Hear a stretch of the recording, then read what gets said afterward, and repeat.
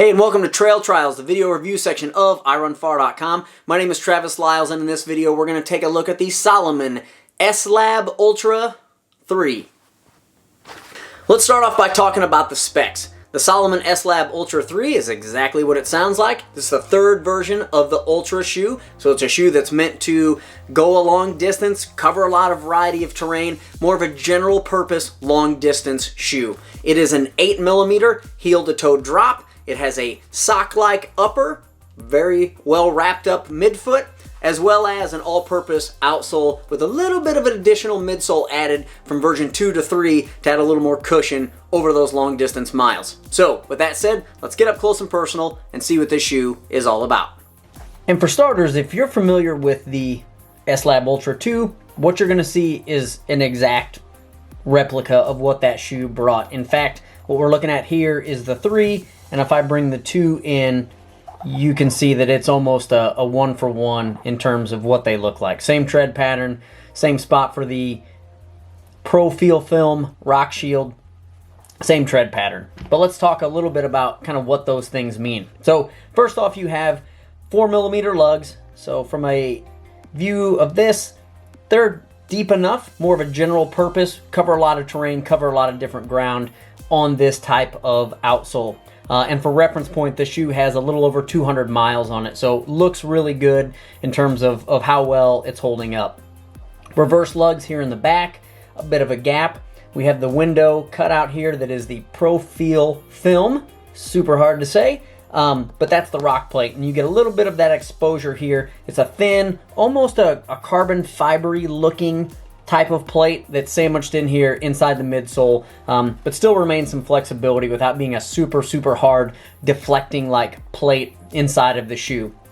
We work our way up towards the toe of the shoe, and you can just see all these sort of various diamond pattern or uphill climbing type of tread pattern. Overall, if you know Contra Grip, this is Contra Grip. That's the compound that's used here. It's good enough, and that would be my take on this. It is not super sticky, it is not super hard, and generally works well over a bunch of different areas. My only comment is always, so far I feel like where this shoe doesn't do great is on really smooth, wet surfaces. I feel like it just, and you can kind of see it, there's no friction or anything to be had, there's no grip, there's no little teeth, there's no, things here adding to the surface area. So I feel like this can get a little slick on that. But in terms of rocky stuff, in terms of really technical terrain, in terms of even road running, like it just feels like it can do a lot well. And I think it really excels in sort of that dry type of environment where this thing does a whole bunch really well. When we move on to the midsole here, again, sort of looking at the previous version of the shoe, it looks fairly similar, and that's because it is. But according to Salomon, there's been a little bit of addition of a little extra padding in the midsole and specifically in the midfoot. And then it also has a little bit of a sportier ride to it. And I can just verify on feel that this shoe, compared to the last version, definitely feels a lot more snappy. Feels less sloppy on the road. Feels like it transitions better heel to toe. You can see just sort of how it sits. It's got a little bit of a rocker vibe to it, but it's not necessarily like a full-blown type of rocker in a maximal shoe or the types of things that we're seeing in carbon-plated types of shoes that are out there. But overall, a pretty good feel. Again, that covers a lot of ground, long distance. It's ultra. It's meant to do a lot of things and cover that ground, and does a fairly good job, I think, of providing enough protection, enough cushion, enough snappiness, enough of everything that when you're in those various states of terrain, this is something you just kind of forget about from the shoe standpoint. You don't feel things poking through. You feel like when you're going downhill, you can move fast. You feel like when you're going uphill, there's not anything holding you back, and you're not like sinking down into something that's too soft. It's definitely a middle type of hardness foam, so definitely on the softer side, I would say, of where most Salomon shoes fit. And if you kind of look over here, you have a couple of different types of foam in the shoe. And you have this little white cutout here, which is on both sides of the shoe. And this is just slightly softer. And you can kind of get a little vibe of it when you stick your fingernail into it that this top foam is slightly softer than what's sitting here in this midfoot section. And I think that's what adds a little bit to that firmness, where when you have toe takeoff, because you're not sort of sinking down quite as much in this area, it's giving it a little snappier feel. But for the most part, as you go around here, with the exception of this kind of block that exists from the inside kind of all the way to the midfoot across the shoe, you have a little bit of that midfoot area there that's harder foam. Everything else, single density all the way around. Salomon lists this as a midfoot striker shoe in their literature that's on their website. As we move up here into the upper, this is probably the biggest change, and I would say most positive area of this shoe, and maybe in Salomon shoes in general. This is, in my opinion, one of the better fitting out-of-box uppers, and maybe even over the long-term type of uppers that I'm used to wearing and have tried kind of over my years of running and trying out different shoes. It looks a little weird. You've got kind of this little sock looking thing up here at the top, but what that is this full length kind of boot that's built into the shoe. It starts back here at the collar, and you can kind of see where this sits at.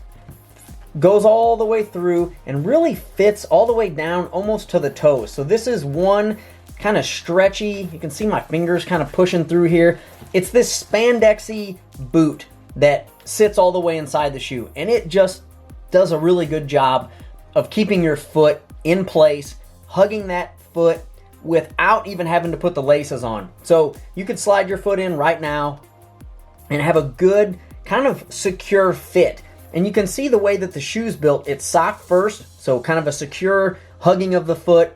And then externally, you have this, it's almost a rubbery feeling type of mesh. So it's mesh with a rubbery kind of coating on it.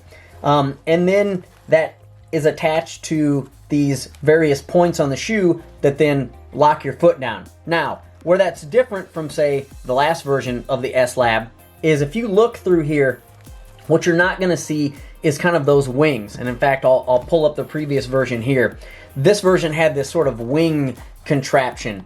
And for me, this was always like a weird fit. I could feel this in the way that it was sort of, it just felt like an external piece, which it is, that was on the shoe that was trying to do something and kind of accomplished it, but definitely didn't do exactly what I was hoping for. I think this design comes through and makes that wrap happen better. And instead of being a really precise fit here with the wing, you've got a precise fit over the entire shoe. So again, we've got this mesh that's rubbery and abrasion resistant. Again, the shoe's got about 200 plus miles on it. And then that same type of rubber overlay is really existent across the entire shoe. And it really makes up really very few lines, very few like anchor points and all this sort of stuff.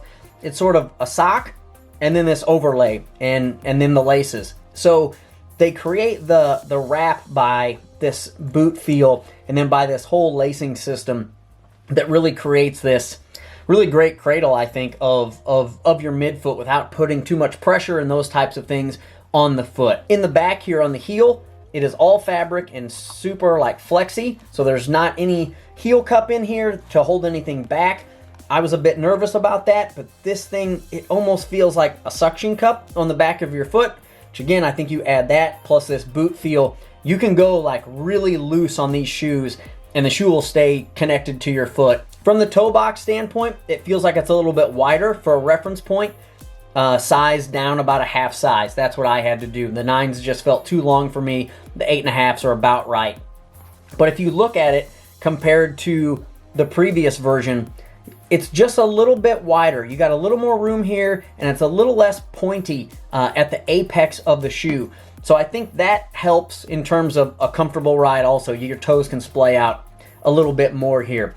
From a protection standpoint on the front, it's still this kind of rubber laminate that's over the top of the mesh where it gets really solid, so there's no holes or anything in this, whereas the rest of this rubberized mesh is a little bit breathable.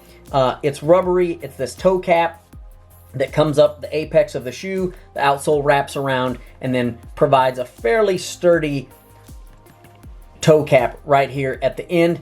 Lastly, it is a Salomon, so it's got the speed lacing system. Love it or hate it, it's here. And then the shoe garage pocket that sits here. So if you put these things on, you tighten it up, and you know, you plug your little keeper inside here. Has a nice clean fit, keeps things from getting caught and that type of stuff where you're snagging your shoelaces on things.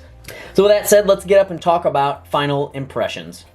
In closing, there's a lot to like about this shoe. I think Salomon set out to have a shoe that could cover a lot of distance and a lot of different terrain, and I think they've done that with this shoe. I mean, if you look at races like UTMB, you see the start line, like this shoe is all over that. So they obviously have an audience. They've got these mountainy types of trails and runners that are gravitating towards this shoe. And I think from the standpoint of Salomon and me personally, this is the most accessible shoe from Salomon that I've ever worn. A lot of Salomons are too narrow. I can't get the right fit. I feel like there's like not enough protection, or the lugs don't quite agree with me. I think in the overall, this is the most approachable. And I've got a little bit of a wide foot, though I don't wear wide sizing. But this is one that I think if you've had a want to get into a Salomon shoe but haven't been able to get there, I think this is one that's probably going to fit more people than some of their other types of offers, like maybe their S-Lab soft ground shoe, which is a really narrow, racy type of shoe. This is more of the general fits everybody, but is still a high performance shoe. The upper is awesome. This is maybe my favorite upper and fit on a shoe that I currently have. It's sock-like, you stick your foot in there, and it just holds everything in place, even without using the lacing system. You could put this shoe on, loosen it up, and probably like hike around in it and not have a problem with like the shoe slipping around on your foot. It just has that type of athletic, streamlined, secure fit without having to jam down and really pull the laces and make them tight. So if the upper part of your foot is fatigued, you could loosen these up, and I think in most cases you're going to have a fit that holds true. From a wideness standpoint, even compared to the Ultra Glide, this is a better fit. I could not get that shoe to work for me. It was just too narrow. So this has a little bit of a wider fit even than that, which is a max cushion type of shoe. I think overall, the only complaints I have for this shoe are two. One is the contra grip. There are certain scenarios where I just don't feel good in this shoe, and it is on really slick, wet things. So an example might be a rock, a slick, really rounded off rock, like in a river that's kind of mossy. This doesn't have like the kind of grip that I feel like sticks to that. Or even if I'm out road running in this shoe and there's been rain and I step on kind of the white line, there's a little bit of a question on terms of like, is this shoe gonna slip out from under me? So in the slickest, like marbly type of conditions, this grip is not sticky, and less so even than normal shoes that I wear, like a road shoe, or maybe even like something with mega grip on the bottom of it that has at least some friction. I feel like this thing gets really slick in those types of conditions. So that's just something to look out for. But across the variety of other terrains, it obviously works well. You see this shoe everywhere. Like, it is all over the place, especially in European races. Like, most of the runners that are standing around are wearing a shoe like this for sure. And then the second part is whatever the uppers are made of, they really hold stink in. So I have a lot of shoes, like a lot of shoes. And this shoe and Salomon's in general, they hold a smell. And I don't know why that is. I don't know what the specifics are, but this is a shoe that post-run, I leave it in my trunk, and I open that trunk up a day later, I know that it was in there. That's not the case with a lot of my other shoes. So maybe if you live in a small apartment or you've got somewhere where this shoe might be closer to the living quarters, that could be something to keep in mind. Obviously, that's a small thing, and it could just be my body chemicals with this. But I can absolutely say this brand of shoe compared to every other shoe that I have holds sort of sweat and sort of the smell of athletics a lot more than my other equipment does. But overall, I think this is a good shoe. They set out to do something that covers a lot of ground, that's going to fit a lot of foot shapes, and is very approachable while being fairly high performance and, you know, going to a high-end racing shoe in the mountains. I think this shoe checks a lot of boxes. So, with that said, questions, comments, throw those below this video. Thanks for watching. We'll catch you next time.